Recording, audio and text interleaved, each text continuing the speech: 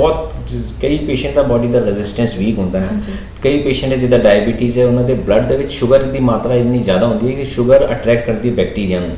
वो bacteria sugar की field के ये कह लो कि मीडिया ही बन जाता है, कल्चर मीडियम बन जाता है और शुगर के बैक्टीरिया बहुत तेज़ी नाल फ्लरिश करते हैं या कह लो कि ग्रो कर जाते हैं और ये ग्रो करके बहुत तेज़ी नाल फैल जाते हैं बॉडी के पूरी बॉडी के एक सैप्टिसीमिया या जहर की मात्रा बढ़ जाती है। वो सैप्टिसीमिया या बैक्टीरिया ये इन्फेक्शन किडनी को बहुत ज़्यादा नुकसान करती है।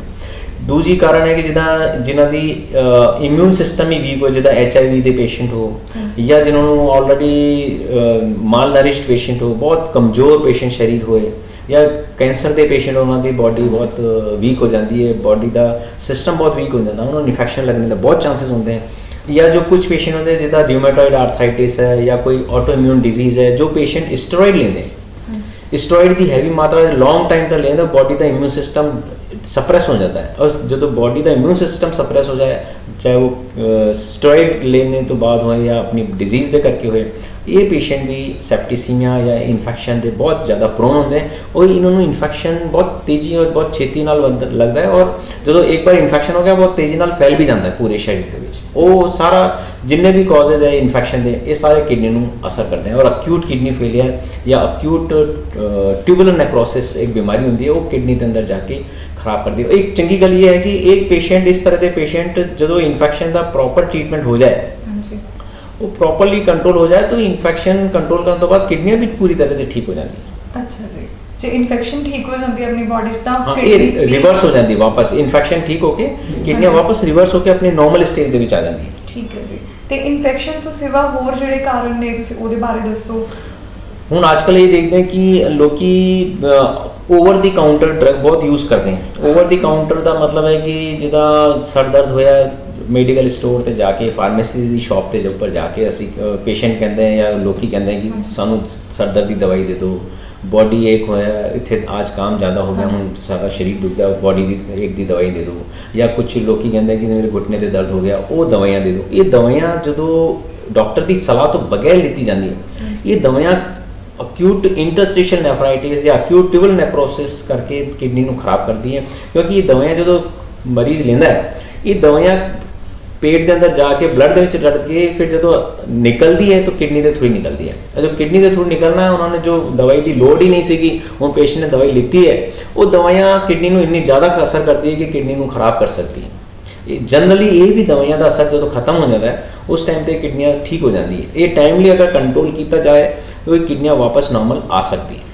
जो लॉन्ग टर्म दे एक बीमारी होती है जिन्होंने असी कहते हैं एनाल्जेसिक नेफ्रोपैथी। एनाल्जेसिक नेफ्रोपैथी इदा की होती है कि कई लोग जिदा गठिया के मरीज होंगे उन्होंने जोड़ों के इन्ना ज़्यादा दर्द होता है कि वो दर्द की दवाई तो बगैर जिंदा या कह लो कंफर्टेबली रह नहीं सकते। वो दवाएं इन्नी ज़्यादा लेते हैं कि दिन के 2-2 3-3 बार या कई साल तक लेते हैं। वो सारी दवाइयाँ किडनी के अंदर फिल्टर के अंदर जाके जमा हो जाती है, वो किडनी को खराब करती है। और ये इस तरह की बीमारी जिन्होंने एनाल्जेसिक नेफ्रोपैथी कहते हैं, ये बीमारी किडनी को परमानेंटली अंदर खोखला करके खराब कर देती है, खत्म कर देती है। ਤੇ ਇਹ ਗੱਲ ਸੀ ਪੇਨ ਕਿਲਰਸ ਦੀ ਤੁਸੀਂ ਜਿੱਦਾਂ ਕਿਹਾ, ਤੇ ਬਾਕੀ ਜਿਹੜੀਆਂ ਦਵਾਈਆਂ ਨੇ ਜਿੱਦਾਂ ਕਿ ਸਲੀਪਿੰਗ ਪਿਲਸ ਤੇ ਹੋਰ ਵੀ ਬਹੁਤ ਸਾਰੀਆਂ ਜੋ ਬੰਦਾ ਲੈ ਲੈਂਦਾ ਆ ਉਹ ਵੀ ਇਫੈਕਟ ਕਰਦੀਆਂ। Yes very good. ਅਸੀਂ तो ये सजेस्ट करते हैं कि कोई भी बीमारी हो चाहे ਤੁਸੀਂ ਡਾਕਟਰ ਦੀ ਸਲਾਹ ਤੋਂ ਬਗੈਰ ਜਿੰਨੇ ਦਿਨ ਦੀ ਦਵਾਈ ਲਿਖੀ ਹੈ, ਇਹ ਨਹੀਂ ਕਿ ਸਾਡਾ ਪੇਟ ਖਰਾਬ ਹੋਇਆ ਸੀਗਾ ਡਾਕਟਰ ਨੇ ਇਹ ਦਵਾਈ ਲਿੱਤੀ ਜਦ ਤੂੰ ਵੀ ਤੇਰਾ ਵੀ ਪੇਟ ਖਰਾਬ ਹੈ ਤੂੰ ਵੀ ਇਹ ਦਵਾਈ ਲੈ ਲੈ, ਇੱਦਾਂ ਦੀ ਗੱਲ ਨਹੀਂ ਹੋਣੀ ਚਾਹੀਦੀ ਹੈ। ਪੇਸ਼ੈਂਟ ਨੂੰ ਆਪਣੇ ਫੈਮਿਲੀ ਦੇ ਵਿੱਚ ਵੀ ਔਰ ਮਰੀਜ਼ਾਂ ਨੂੰ ਸਾਰੇ ਮੈਂ ਇਹੀ ਸਜੈਸਟ ਕਰਾਂਗਾ ਕਿ ਕਈ ਵਾਰੀ ਕੀ ਹੁੰਦਾ ਕਿ ਪੇਸ਼ੈਂਟ ਸਮਝਦਾ ਕਿ ਮੈਨੂੰ ਖਾਂਸੀ ਹੋਈ ਤੂੰ ਵੀ ਇਹ ਦਵਾਈ ਲੈ ਲੈ, ਸਾਨੂੰ ਸਾਡੀ ਖਾਂਸੀ ਠੀਕ ਹੋ ਗਈ ਤੁਸੀਂ ਵੀ ਆਪਣੀ ਦਵਾਈ ਲੈ ਕੇ ਠੀਕ ਕਰੋ। ਪਰ ਆਈ ਵਿਲ ਸਜੈਸਟ ਕਿ जो तुहाडी दवाइयां है जी डॉक्टर की सलाह तो बगैर ना लीती जाए। ठीक है जी।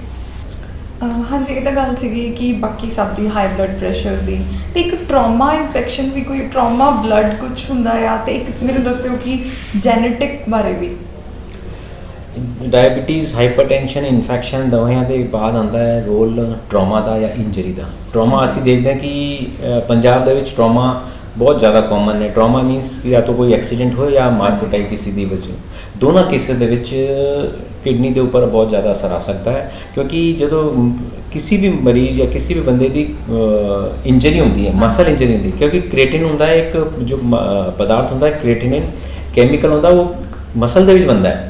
ਜਦੋਂ ਵੀ ਮਸਲ ਇੰਜਰੀ ਹੁੰਦੀ ਹੈ, ਚਾਹੇ ਉਹ ਟਰਾਮਾ ਕਰਕੇ ਹੋਏ, ਚਾਹੇ ਕੋਈ ਐਕਸੀਡੈਂਟ ਕਰਕੇ ਹੋਏ, ਜਾਂ ਕੋਈ ਕਿਸੇ ਦੀ ਮਾਰ ਕੁਟਾਈ ਜਾਂ ਝਗੜੇ ਦੇ ਵਿੱਚ ਕਿਸੇ ਦੀ ਮਸਲਸ ਇੰਜਰ ਹੋ ਜਾਏ, ਇਹ ਕ੍ਰੀਏਟਿਨ ਰਿਲੀਜ਼ ਹੋ ਕੇ ਮਸਲ ਦੇ ਵਿੱਚ ਰਿਲੀਜ਼ ਹੋ ਕੇ ਬਲੱਡ ਦੇ ਵਿੱਚ ਮਿਕਸ ਹੋ ਜਾਂਦੀ ਹੈ, ਔਰ ਯਹੀ ਬਲੱਡ ਦੇ ਵਿੱਚ ਘੁੰਮ ਕੇ ਕਿਡਨੀ ਦੇ ਅੰਦਰ ਫਿਲਟਰ ਹੁੰਦੇ, ਉੱਥੇ ਜਾ ਕੇ ਜਮ੍ਹਾਂ ਹੋ ਜਾਂਦੀ ਹੈ।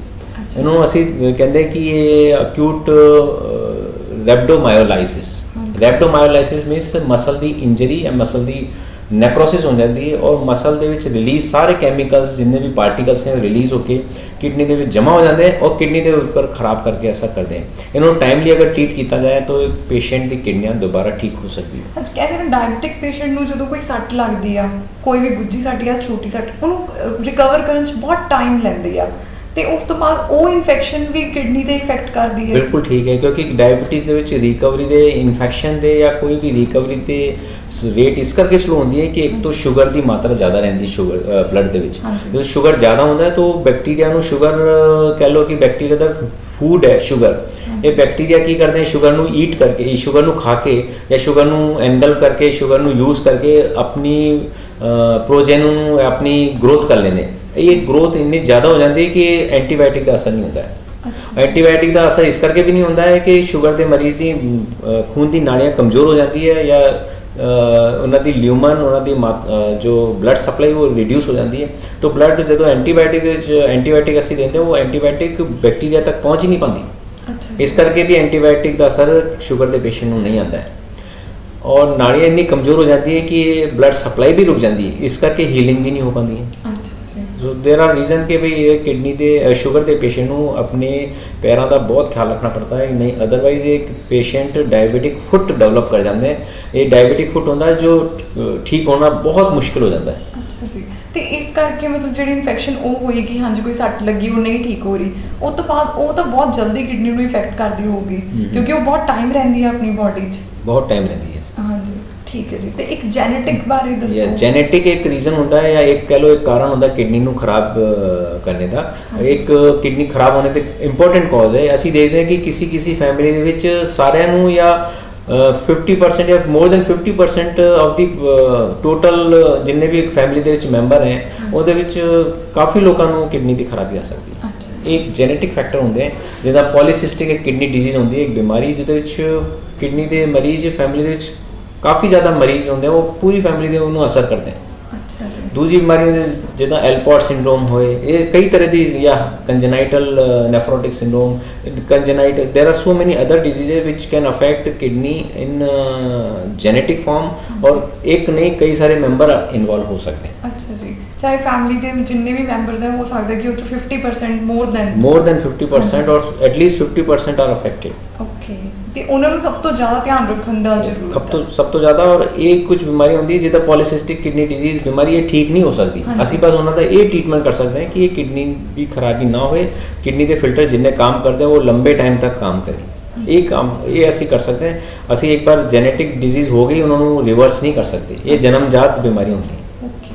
ਤੇ ਕੋਲੇਸਟ੍ਰੋਲ ਦੀ ਗੱਲ ਕਰਦੇ ਆ, ਕੋਲੇਸਟ੍ਰੋਲ ਵੀ ਇਫੈਕਟ ਕਰਦਾ ਆ ਕਿਡਨੀ ਨੂੰ? ਕੋਲੇਸਟ੍ਰੋਲ ਪੂਰੀ ਬੋਡੀ ਨੂੰ ਅਸਰ ਕਰਦਾ ਹੈ। ਕੋਲੇਸਟ੍ਰੋਲ ਹਾਈ ਮਾਤਰਾ ਦਾ ਕੋਲੇਸਟ੍ਰੋਲ, ਹਾਈ ਲੈਵਲ ਦਾ ਕੋਲੇਸਟ੍ਰੋਲ ਹੈ, ਉਸ ਕੋਲੇਸਟ੍ਰੋਲ ਹਾਈਪਰ ਕੋਲੇਸਟ੍ਰੋਲੀਮੀਆ ਹੋ ਜਾਂਦਾ ਹੈ। ਉਹ ਜਿੱਥੇ ਜਿੱਥੇ ਬਲੱਡ ਵੈਸਲਸ ਹੈ ਉੱਥੇ ਜਮਾ ਹੋਣਾ ਹੈ, ਔਰ ਬਲੱਡ ਵੈਸਲਸ ਪੂਰੇ ਸਰੀਰ ਦੇ ਵਿੱਚ ਹੈ, ਚਾਹੇ ਬ੍ਰੇਨ ਹੋਏ, ਆਈਜ਼ ਹੋ, ਹਾਰਟ, ਲੰਗਸ, ਕਿਡਨੀ, ਲੀਵਰ, ਜਿੱਥੇ ਮਰਜੀ, ਜਿੱਥੇ ਔਰਗਨਸ ਔਰ ਲਿੰਬਸ ਹੈ, ਹੱਥ ਪੈਰਾਂ ਦੀ ਨਾੜੀਆਂ ਹੈ, ਉਹਦੇ ਸਾਰੀ ਜਗ੍ਹਾ ਕੋਲੇਸਟ੍ਰੋਲ ਜਮਾ ਹੋ ਜਾਂਦਾ ਹੈ। ਅੱਛਾ ਜੀ, ਤੇ ਇੱਕ ਕਿਡਨੀ ਸਟੋਨ ਦੀ ਗੱਲ ਕਰਦੇ ਆ, ਕਹਿੰਦੇ ਆ ਕਿ ਪੱਥਰੀ ਹੋ ਗਈ, ਕਿਡਨੀ ਸਟੋਨ ਹੋ ਗਿਆ, ਉਹਦੇ ਬਾਰੇ ਕੁਝ ਦੱਸੋ। ਕਿਡਨੀ ਸਟੋਨ ਹੁੰਦਾ ਹੈ ਜਿੱਦਾਂ ਨਾਲੀਆਂ ਦੇ, ਅਸੀਂ ਇਹ ਸਮਝ ਲਓ ਸਾਡੇ ਘਰਾਂ ਦੇ ਵਿੱਚ ਜੋ ਡਰੇਨੇਜ ਸਿਸਟਮ ਹੈ, ਉਹ ਡਰੇਨੇਜ ਸਿਸਟਮ ਦੇ ਵਿੱਚ ਡਰੇਨੇਜ ਸਿਸਟਮ ਜਦੋਂ ਬਲੌਕ ਹੋਣਾ, ਇਹਦਾ ਮਤਲਬ ਹੈ ਜਾਂ ਤਾਂ ਉਹਦੇ ਵਿੱਚ ਕਚਰਾ ਜ਼ਿਆਦਾ ਹੈ ਜਾਂ ਪਾਣੀ ਘੱਟ ਹੈ। ਉਹੀ ਸਿਸਟਮ ਸੇਮ ਸਾਡਾ ਡਰੇਨੇਜ ਸਿਸਟਮ ਕਿਡਨੀ ਦੇ ਵਿੱਚ ਹੁੰਦਾ ਹੈ। ਉਹਦੇ ਵਿੱਚ ਜਾਂ ਅਸੀਂ ਪਾਣੀ ਘੱਟ ਪੀਤਾ ਹੈ, ਜਾਂ ਉਹਨਾਂ ਦੇ ਸਾਲਟ ਦੀ ਮਾਤਰਾ ਅਸੀਂ ਜ਼ਿਆਦਾ ਲਿੱਤੀ ਹੈ, ਜਿੱਦਾਂ ਪਾਲਕ, ਮੇਥੀ, ਸਾਲਟ, ਸਾਗ ਹੈ, ਜਿਹਦੇ ਵਿੱਚ ਜੇ ਫੂਡ ਦੇ ਵਿੱਚ ਸਾਲਟ ਜ਼ਿਆਦਾ ਹੁੰਦੇ ਹੈ, ਟੋਮੈਟੋ ਸੌਸ ਹੈ, ਔਰ ਫਾਸਟ ਫੂਡ ਦੇ ਵਿੱਚ ਕਈ ਕੈਮੀਕਲਸ ਯੂਜ਼ ਹੁੰਦੇ ਹੈ। ਇਹ ਸਾਰੇ ਕੈਮੀਕਲਸ ਇਹ ਕਹਿ ਲਓ ਜ਼ਿਆਦਾ ਅਗਰ ਯੂਜ਼ ਜ਼ਿਆਦਾ ਕੀਤਾ ਜਾਏ ਔਰ ਪਾਣੀ ਨਾ ਪੀਤਾ ਜਾਏ, ਫਿਰ ਇਹ ਸਾਲਟ ਕਿਡਨੀ ਦੇ ਯੂਰੀਨਰੀ ਸਿਸਟਮ ਹੁੰਦਾ ਉਹਦੇ ਵਿੱਚ ਨਾਲੀਆਂ ਹੁੰਦੀਆਂ ਪਤਲੀ ਪਤਲੀ ਬਰੀਕ, ਉਹ ਬਰੀਕ ਨਾਲੀਆਂ ਦੇ ਵਿੱਚ ਜਮ੍ਹਾਂ ਹੋ ਜਾਂਦਾ, ਉਹ ਨਾਲੀਆਂ ਨੂੰ ਬਲੌਕ ਕਰ ਸਕਦਾ, ਉਹ ਸਟੋਨ ਬਣਾ ਜਾਂਦਾ। ਅੱਛਾ ਜੀ, ਕਹਿੰਦੇ ਆ ਨਾ ਕਿ ਪਾਣੀ ਬਹੁਤ ਜ਼ਿਆਦਾ ਪੀਓ ਤਾਂ ਕਿਡਨੀ ਨੂੰ ਬਹੁਤ ਸਹੀ ਇਫੈਕਟ ਹੁੰਦਾ, ਕੀ ਇਹ ਸਹੀ ਹੈ ਧਾਰਨਾ? ਬਹੁਤ ਜ਼ਿਆਦਾ ਵੀ ਨਹੀਂ ਪੀਣਾ ਚਾਹੀਦਾ ਕਿਉਂਕਿ ਕਿਡਨੀ ਦੇ ਉੱਪਰ ਹੀ ਲੋਡ ਪੈਣਾ ਹੈ, ਇਸ ਕਰਕੇ ਬੈਟਰ ਹੈ ਤੁਸੀਂ 3 ਲੀਟਰ 4 ਲੀਟਰ ਤੋਂ ਵੱਧ ਕੋਈ ਲੋਡ ਹੈਗੀ ਨਹੀਂ। ਗਰਮੀਆਂ ਦੇ ਵਿੱਚ ਤੁਸੀਂ 4 ਤੋਂ 5 ਲੀਟਰ ਪਾਣੀ ਪੀ ਸਕਦੇ ਹੋ, ਔਰ 5 ਲੀਟਰ ਤੋਂ ਵੱਧ ਪੀਣੇ ਦੀ ਇਸ ਕਰਕੇ ਲੋੜ ਨਹੀਂ, ਕਿਉਂਕਿ ਉਹੀ ਕੰਮ ਕਿਡਨੀ ਨੂੰ ਐਕਸਟਰਾ ਕੰਮ ਵਰਕਲੋਡ ਕਰਨਾ ਪਏਗਾ। तो किडनी ऑलरेडी जो डायबिटीज़ के एक पेशेंट है या किडनी दे स्टोन के पेशेंट है, वो पेशेंट अगर ज़्यादा स्टोन या ज़्यादा पानी करके इस करके पियेंगे, सारा दिन पानी पीते रहने, तो फिर तो किडनी के ऊपर लोड पैना है। इस करके असी सजेस्ट करते हैं कि सर्दियों के 3 ਤੋਂ 4 ਲੀਟਰ और गर्मियों के 4 ਤੋਂ 5 ਲੀਟਰ पानी सफिशिएंट है। ठीक है जी। हाँ जी, गल करते हैं लक्षण बारे, सानू पता किद्दां लगदा है कि सानू हुण किडनी की प्रॉब्लम होण लगी आ या कुछ उहदे सिम्पटम्स बारे? किडनी के लक्षण बहुत लेट आते, किडनी की बीमारी की बहुत माड़ी गल है कि किडनी के मरीज़ नूं जदों पता लगता है कि किडनी की बीमारी शुरू हुई है या किडनी के उपर असर आना शुरू होया, उहदे विच असीं देखते हैं कि ज़्यादा करके पेशेंट नूं 50% तो ज़्यादा किडनियाँ खराब हो जाती है, उस तो बाद उन्होंने पता लगता है।